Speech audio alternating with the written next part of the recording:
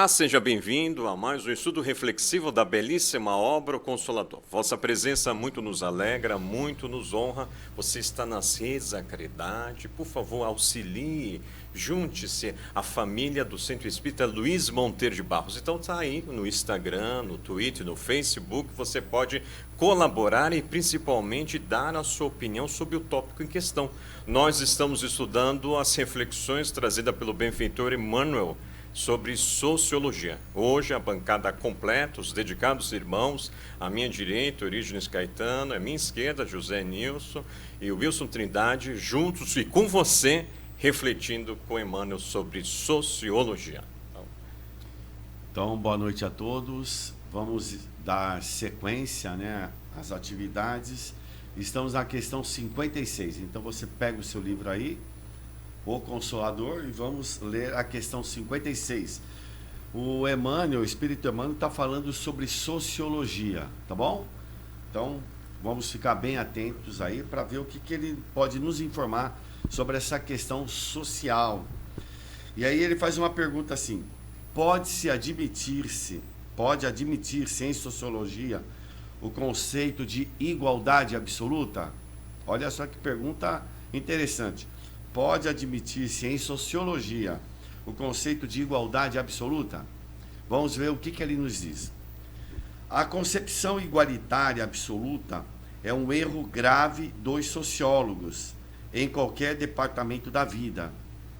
A tirania política poderá tentar uma imposição nesse sentido, mas não passará de espetaculosas uniformizações simbólicas para efeitos exteriores, porquanto o verdadeiro valor de um homem está no seu íntimo, onde cada espírito tem sua posição definida pelo próprio esforço. E aí ele continua: nessa questão, existe uma igualdade absoluta de direitos dos homens perante Deus, que concede a todos os seus filhos uma oportunidade igual nos tesouros inapreciáveis do tempo. Esses direitos são os da conquista da sabedoria e do amor, através da vida, pelo cumprimento do sagrado dever do trabalho e do esforço individual. Eis porque cada criatura terá o seu mapa de méritos nas sendas evolutivas, constituindo essa situação, nas lutas planetárias, uma grandiosa escala progressiva em matéria de raciocínios e sentimentos, em que se elevará naturalmente todo aquele que mobilizar as possibilidades concedidas à sua existência para o trabalho edificante da iluminação de si mesmo, nas sagradas expressões do esforço individual. Olha que bacana, né? Então vamos refletir sobre essa questão.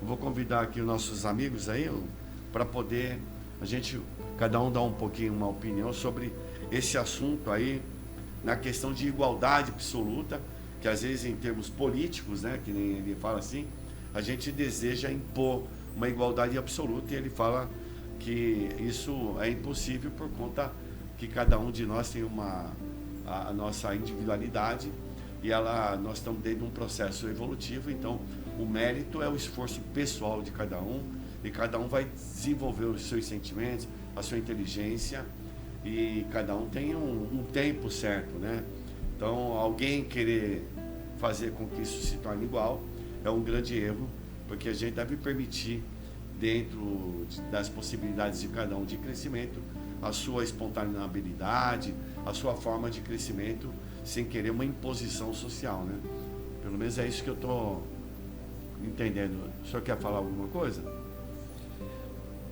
Olha, o assunto que o Emmanuel traz é um assunto da época nossa agora, você vê, porque algumas doutrinas materialistas tentaram impor isto.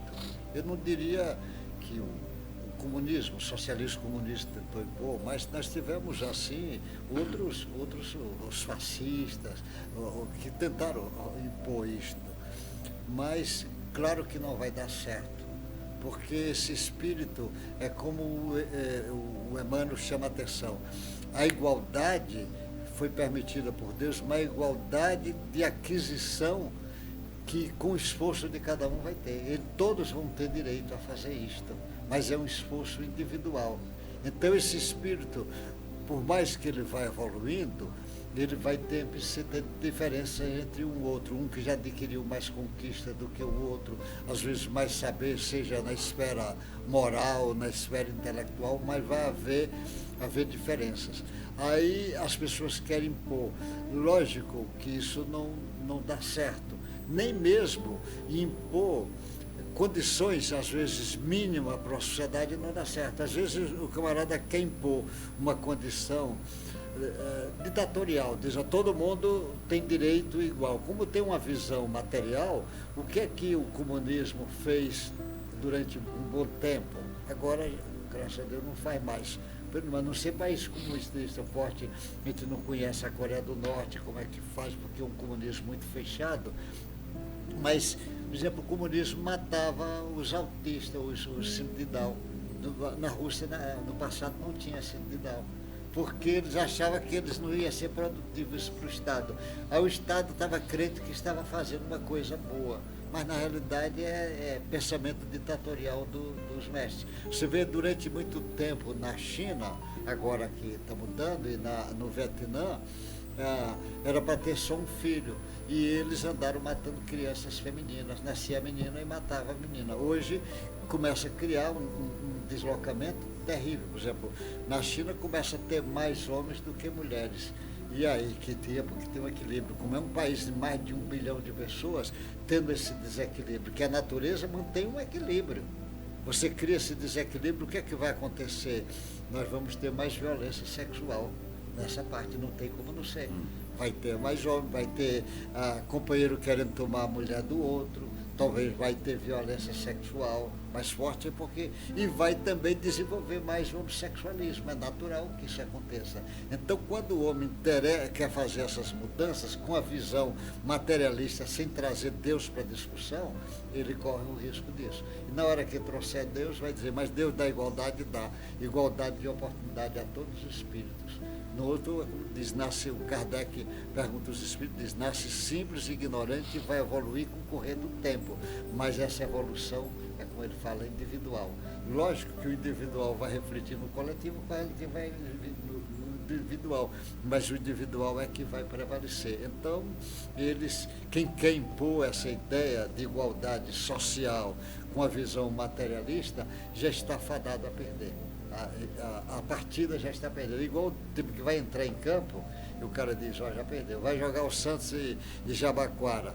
O cara diz, infelizmente o Jabaquara já perdeu a partida. Mas o Jabuca já perdeu? Já perdeu. O Santos o Jabaquara já perdeu. Pelo menos nessa fase atual já perdeu a partida. Quer falar, Wilson? Falou muito bem, deu essa definição para nós entendermos, só para exemplificar, como se num grupo de estudantes de uma mesma classe, e aí pode bem exemplificar aí o D'Alessandro, que é professor, a gente vê a diferença de desempenho nos alunos de acordo com o seu esforço próprio.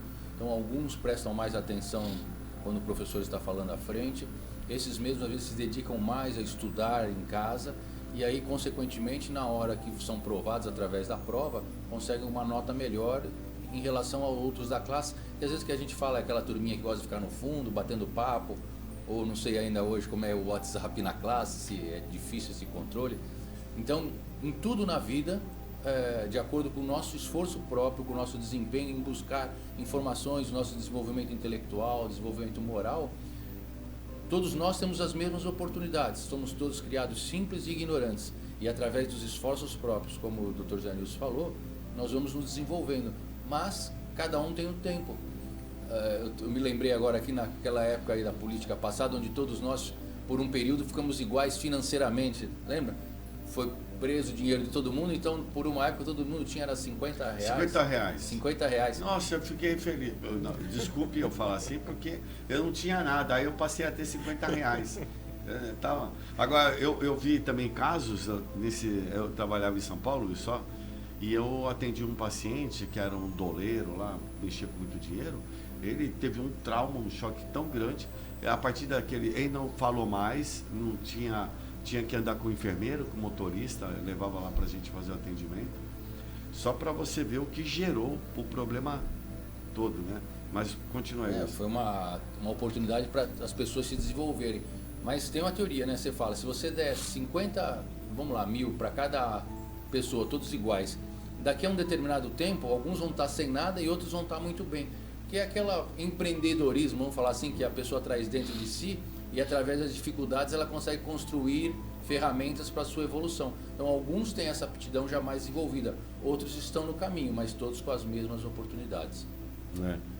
Interessante, eu me lembrei do livro dos Espíritos, que as leis divinas são eternas, imutáveis, como o próprio Deus, né? Mas as leis humanas estão cada vez mais se aproximando das leis divinas. Então, olha só o Emmanuel em 1941 chamando a atenção essa ideia que vocês estão tendo aí, né? Que Leon Denis, o senhor José Nilson relembrou em Sociologia e Espiritismo, Leon Denis já alerta sobre esse perigo desse autoritarismo, né? Essa prepotência, onipotência, essa arrogância, né, por parte de ditadores. Então, olha só, nos alertando. E vocês podem levar até para o âmbito, podem dizer como médicos, né? Assim, quando eu lido com um gatinho, né, quem é dona de casa está vendo aí, se tem 5 gatos, sabe que cada gato tem a sua individualidade. Olha, já no reino animal, mostrando que nós somos já diferentes, né? Então, se no reino animal, olha só que bonito, já demonstra por que nós, no nosso reino hominal, queremos impor, às vezes, nossos pontos de vista para o irmão, às vezes, que ainda não tem a mesma maturidade e olhar que nós temos, né? Então, fica uma reflexão muito profunda de 1941 para pleno 2022. Porque eles falam-se muito nos direitos, né? E aí ele fala que o direito aqui que você tem é de se esforçar para você crescer. Esse é o direito que a gente tem. E a gente fica sempre querendo que os outros resolvam os nossos problemas e a gente tenha muito mais direitos de ficar mais tranquilo com essa tal da aposentadoria que inventaram pra gente, né? Essa tal da aposentadoria é terrível, porque a pessoa acha que vai pegar e vai descansar e acabou, não tem mais nenhum compromisso com a vida, né? E tá falando que não é por aí não. Bom, vamos lá para 57. Poderão os homens resolver sem atritos as chamadas questões proletárias? Vamos lá. Sim, quando se decidirem a aceitar e aplicar os princípios sagrados do Evangelho. Os regulamentos apaixonados, as greves, os decretos unilaterais, as ideologias revolucionárias são cataplasmas inexpressivas, complicando a chaga da coletividade. O socialismo é uma bela expressão de cultura humana, enquanto não resvala para os polos do extremismo. Todos os abusos, todos os absurdos das teorias sociais decorrem da ignorância dos homens relativamente à necessidade de sua cristianização. Conhecemos daqui os maus dirigentes e os maus dirigidos, não como homens ricos e pobres, mas como os avarentos e revoltados. Nessas duas expressões, as criaturas operam o desequilíbrio de todos os mecanismos do trabalho natural. A verdade é que todos os homens são proletários da evolução e nenhum esforço de boa realização na Terra é indigno do espírito encarnado. Cada máquina exige uma direção especial e o mecanismo do mundo requer um infinito de aptidões e de conhecimentos. Sem a harmonia de cada peça na posição em que se encontra, toda produção é contraproducente e toda boa tarefa é impossível. Todos os homens são ricos pelas bênçãos de Deus e cada qual deve aproveitar com êxito os talentos recebidos, porquanto, sem exceção de um só, prestarão um dia, além túmulo, contas de seus esforços. Que os trabalhadores da direção saibam amar e que os da realização nunca odeiem. Essa é a verdade pela qual compreendemos que todos os problemas do trabalho na Terra representam uma equação de Evangelho. Tá bom? Eu lembrei da parábola lá do agricultor que teve uma colheita muito boa e que ele percebe que o celeiro dele não seria suficiente para guardar tudo e ele então decide construir um celeiro muito maior para não precisar mais trabalhar a sua vida inteira, né? E assim ele começa a fazer, mas no dia seguinte ele perde a vida, né? A vida do corpo físico é levado para o mundo espiritual. E a gente vê muitas pessoas dentro da sociedade com condições financeiras boas, outras nem tanto, mas que fazem um movimento caridoso de auxílio à comunidade que está ao seu entorno muito importante. E como ele fala aí nesse texto, ele fala sobre de nós aproveitarmos adequadamente os talentos que são colocados ao nosso caminho. É uma oportunidade muito grande de se desenvolver virtudes para uma pessoa que consegue compartilhar os seus bens materiais. Porque é dito dentro do Evangelho que as provas mais difíceis são a fortuna e a beleza. Então, quando a gente tem muita fortuna, a gente tende a querer mais e sei se é um medo que dá da gente perder, da gente compartilhar e ficar pobre, é alguma coisa no íntimo que a pessoa traz, mas é oportunidade para ela desenvolver isso. Então a gente vê pessoas na sociedade que fazem esse movimento, que é muito importante, mas como vê outras ainda que ainda estão nesse desenvolvimento dessa virtude, ainda estão mais no vício do egoísmo, do orgulho, ali do medo, né, de não compartilhar. O senhor quer falar? Ele está chamando a atenção. As pessoas querem igualdade, mas numa visão material, que ela fica muito limitada. Às vezes eles não estão apenas equivocados, mas acham que esse caminho é que vai dar igualdade. Então eu estava conversando com o Alessandro, mostrando, por exemplo, às vezes tem feministas que ela defende o aborto, mas ela não defende na maldade. Ela tem certeza, ela, no grau de evolução, que ela está fazendo o melhor para a mulher, porque ela tem uma visão material, então não traz o espírito para a discussão, não traz a ideia de Deus, e ela defende aquilo com muita garra, mas se ela soubesse o estrago que ela está fazendo para ele mesmo. Como ele diz, a beleza e a riqueza. O espírito também tem a beleza e a riqueza, mas o espírito belo é o espírito que fez uma conquista já milenares, e ele é belo. Os espíritos superiores são belos, são bonitos. Eles descrevem a luminosidade do espírito. Eu já vi eles descrevendo, por exemplo, a luminosidade do espírito muito caridoso, que diz que se apresenta com uma cor azulada linda. Eu acredito numa Madre Teresa, no São Francisco, dessas pessoas. Então ele é belo, mas é uma beleza conquistada para o espírito. Ele é a conquista dele. E riqueza, ele é rico. Ele é rico. O Chico Xavier era um homem riquíssimo. Riquíssimo. Você vê, em dinheiro, amoedado, ele não tinha nada. Mas pouca gente ajudou tanta gente igual o Chico. Inclusive os livros dele, que são milhares de instituições que vivem às custas dos livros dele. Ele ainda mantém isto. Agora, o homem mais rico do planeta nosso foi Jesus. E ele dizia, eu não tenho uma pedra para descansar na minha cabeça. E era um homem riquíssimo. Porque, na realidade, a riqueza está nessa parte espiritual. Mas quando ele tem um olhar material, ele fica tão uma doutrina social, que ele quer trazer a maioria dos socialistas, dos estudiosos do social, eles são materialistas, a maioria dos grandes, embora existem socialistas com a visão espiritual. Mas ele quer fazer em cima de imposição. As pessoas acham. Você pega, eles defendem até um número grande de políticos em várias partes do mundo.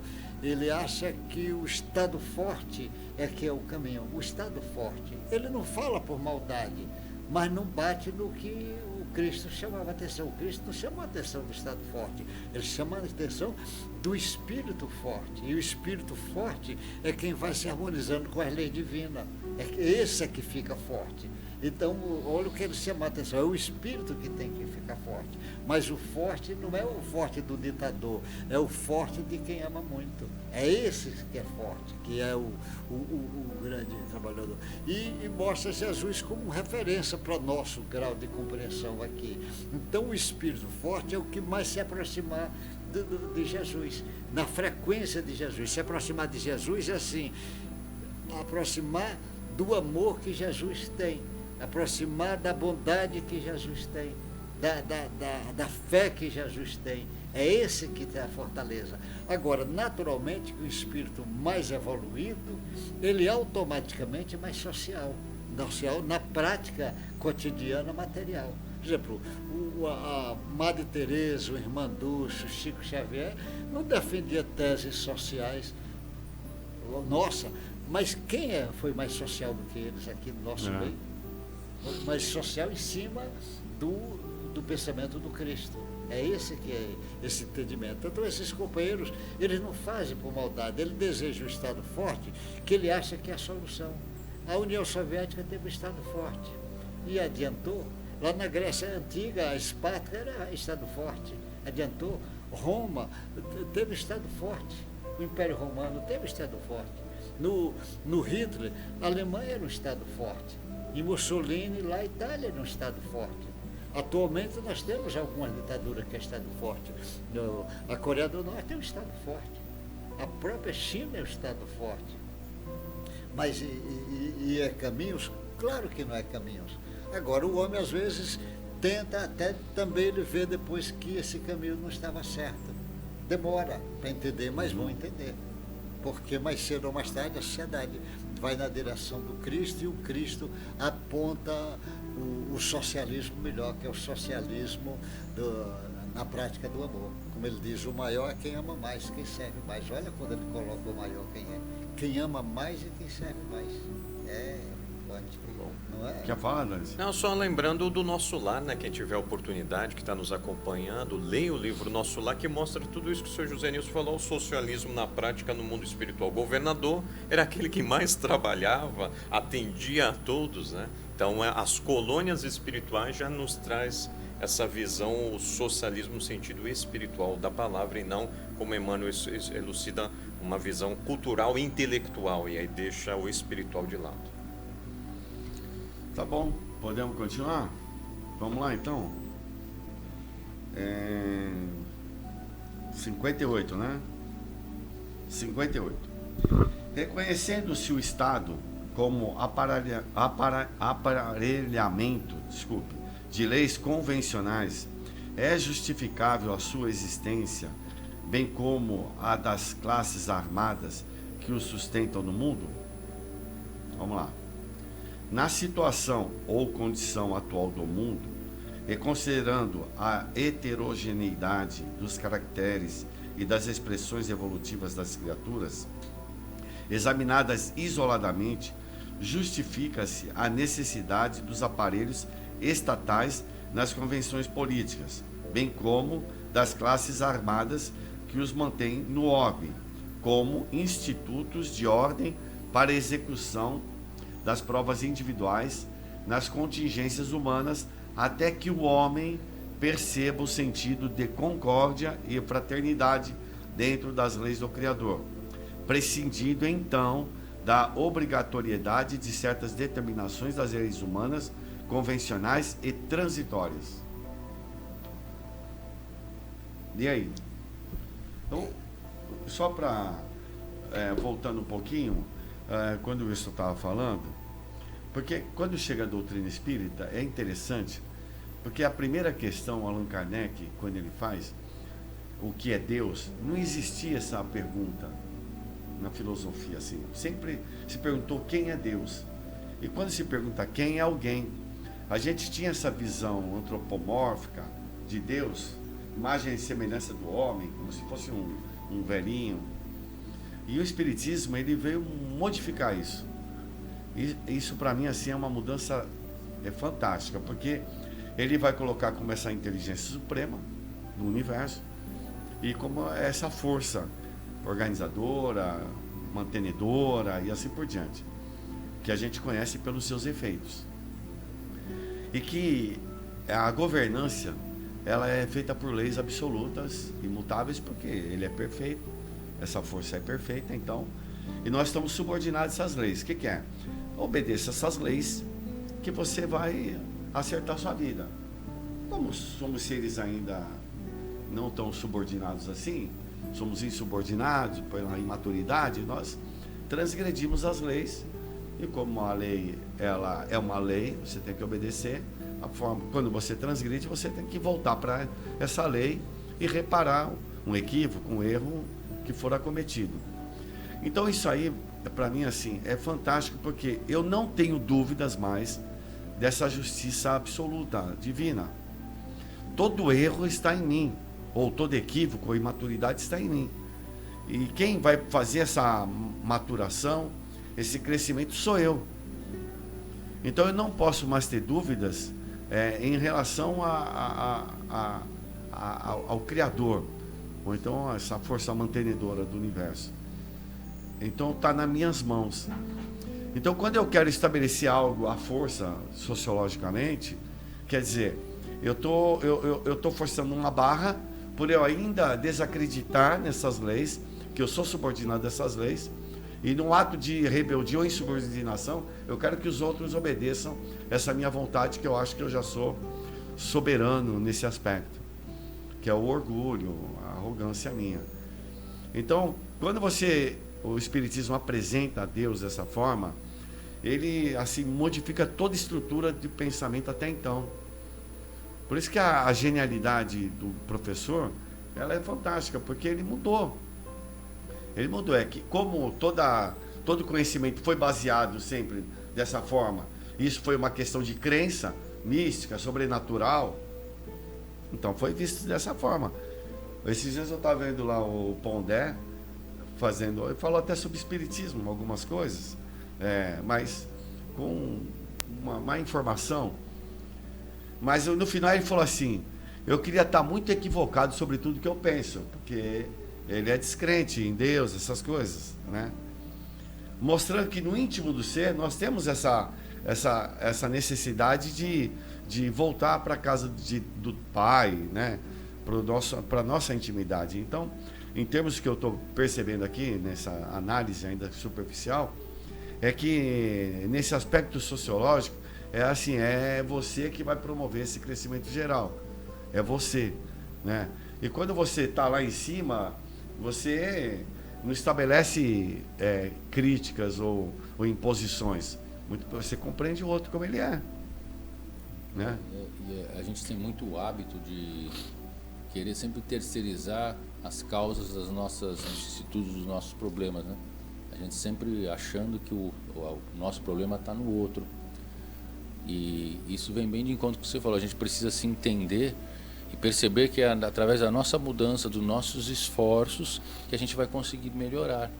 Porque a gente olha para o outro e olha, eu não sou feliz por causa sua, eu não tenho dinheiro por causa sua.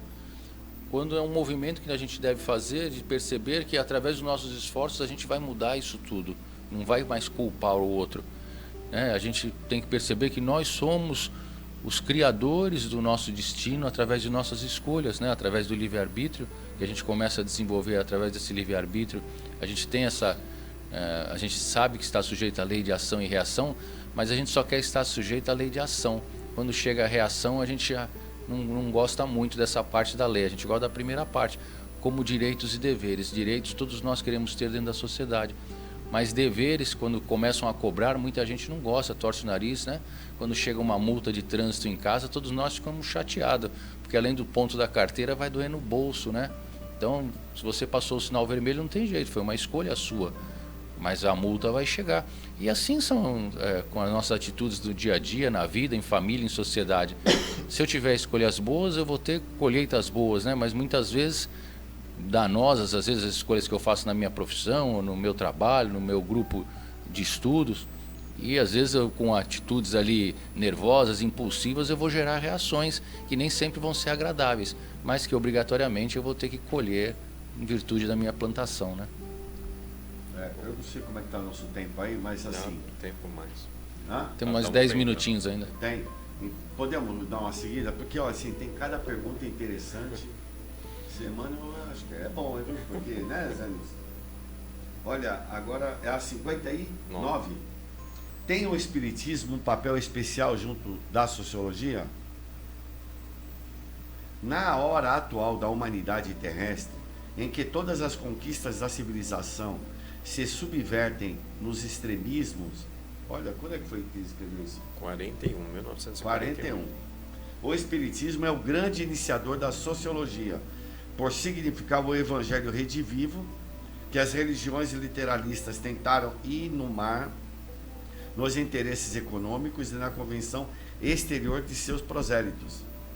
Restaurando os ensinos de Jesus para o homem, esclarecendo que os valores legítimos da criatura são os que procedem da consciência e do coração, a doutrina consoladora dos espíritos reafirma a verdade de que a cada homem será dado de acordo com seus méritos, no esforço individual, dentro da aplicação da lei do trabalho e do bem, razão pela qual representa o melhor antídoto dos venenos sociais atualmente espalhados no mundo pelas filosofias políticas do absurdo e da ambição desmedida, restabelecendo a verdade e a concórdia para os corações.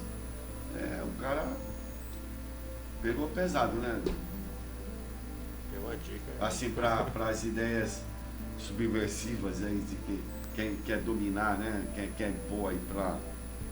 É porque no início eles vêm com um convite que precisa impor, e às vezes a gente entende pelo atraso do homem. Como ele falou na pergunta anterior, a coisa dos militares, da organização. A necessidade disso há. Você chega numa colônia espiritual próximo daqui, tem seguranças. Tem segurança ainda pelo estágio evolutivo nosso aqui. A proporção que vai evoluindo, como é que você vai conhecer? Pelo próprio vestimento das pessoas. Naquela parábola que Jesus disse, como é que você está aqui na festa e não está vestido convenientemente? Então, a própria vestimenta espiritual dele mostra quem é ele. Então, ele não vai precisar usar esses tipos de segurança. Mas até mesmo nesta hora, ele diz então que Jesus manda que jogue a pessoa lá para fazer a mudança. Então, as mudanças, às vezes, impõem, por exemplo, as forças militares organizadas, é uma necessidade de um país no estágio que nós estamos. Mas, às vezes, as forças organizadas não é uma força organizada para guerra. Por exemplo, as forças militares brasileiras, por exemplo, as forças armadas, o Exército, a Marinha Aeronáutica do Brasil, é uma força que eu sempre fiquei triste quando eu vejo as pessoas querendo desmoralizar essas forças, porque nós precisamos de uma força organizada. E as forças armadas nossas não é uma força de guerra. Você vê num episódio, é comum as forças armadas aqui fazer ponte, ajeitar a estrada, fazer barragem, ela trabalha isto. É comum as forças armadas nossas aqui, foi criado cruzadas espírita bem antes do caminho.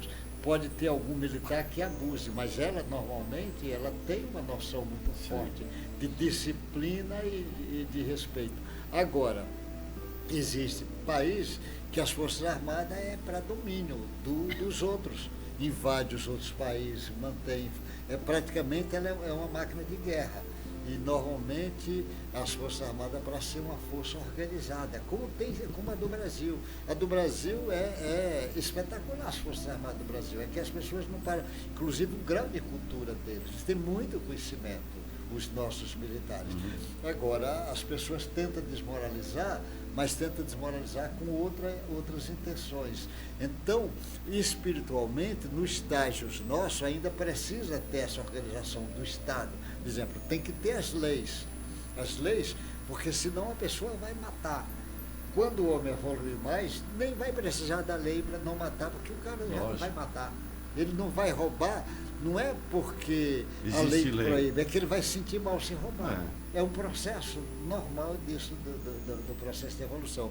Mas essas igualdades sociais impostas numa visão materialista, todas estão fadadas a se perderem. Porque por isso que o socialismo que vai predominar no nosso planeta será o socialismo do Cristo. E o Espiritismo, ele vem trazer esse Cristo de volta. Por isso que o Espiritismo tem no seu bojo o lado social muito forte. Mas é um social ligado com Cristo. Não é o social imposto pelas sociologias materialistas. É diferente. O maior é quem ama mais. Ele vai nessa direção. Tudo bem? Vamos ler mais uma? Aí fica a última, tá bom? Então, 60. Como se deverá comportar o espírita perante a política do mundo? Olha lá, pessoal. O sincero discípulo de Jesus está investido de missão mais sublime, em face da tarefa política saturada de lutas materiais. Essa é a razão porque não deve provocar uma situação de evidência para si mesmo nas administrações transitórias do mundo. E quando convocada a tais situações pela força das circunstâncias, então, pela força das circunstâncias, o cara ocupa lá um cargo, deve aceitá-las, mas não como galardão para a doutrina que professa, mas como provação imperiosa e árdua, onde todo êxito é sempre difícil. O espírita sincero deve compreender que a iluminação de uma consciência é como se fora a iluminação de um mundo, salientando-se que a tarefa do Evangelho, junto das almas encarnadas na Terra, é a mais importante de todas, visto constituir uma realização definitiva e real.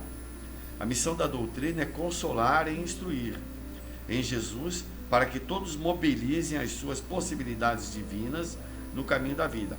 Trocá-la por um lugar no banquete dos estados é inverter o valor dos ensinos, porque todas as organizações humanas são passageiras em face da necessidade de renovação de todas as fórmulas do homem na lei do progresso universal, depreendendo-se daí que a verdadeira construção da felicidade geral só será efetiva com bases legítimas no espírito das criaturas.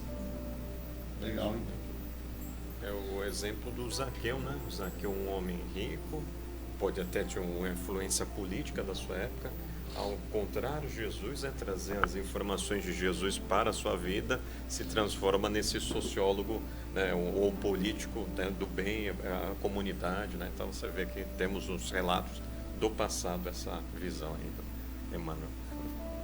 No campo político a gente vê, nós tivemos aí um espírita aí, Bezerra de Menezes, que ocupou alguns cargos públicos aí, exemplo de outros, mas a exemplo do que cita Emmanuel aí no livro Consolador, ele fala que a gente não pode se deixar influenciar e o ego, né, sobressair por causa de determinado cargo político que a gente assume.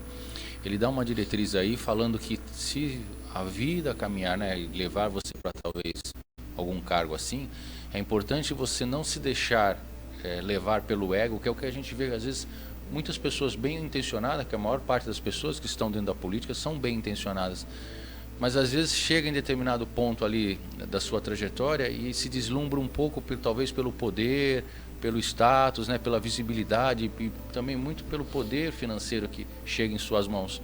E aí a pessoa acaba tendo algumas escolhas que vão ser complicadas lá na frente. Então ele fala, o principal fator aí para o espírita, ele traz essa comparação, é deixar a sua marca não pelo cargo ocupado, mas sim pela conduta, pela forma como ele age naquele cargo ocupado dentro da sociedade, né? Como ele falava para os apóstolos, vai pregar o evangelho, se necessário em palavras. Então, através da conduta, de como era o comportamento dos apóstolos ali, ao tentar multiplicar o evangelho, se percebia a conduta de homens de bem. E o que Kardec fala, o que é um homem de bem? É aquele que se esforça diariamente para ser melhor, para ter boas atitudes, para ser bom, ser produtivo perante a sociedade.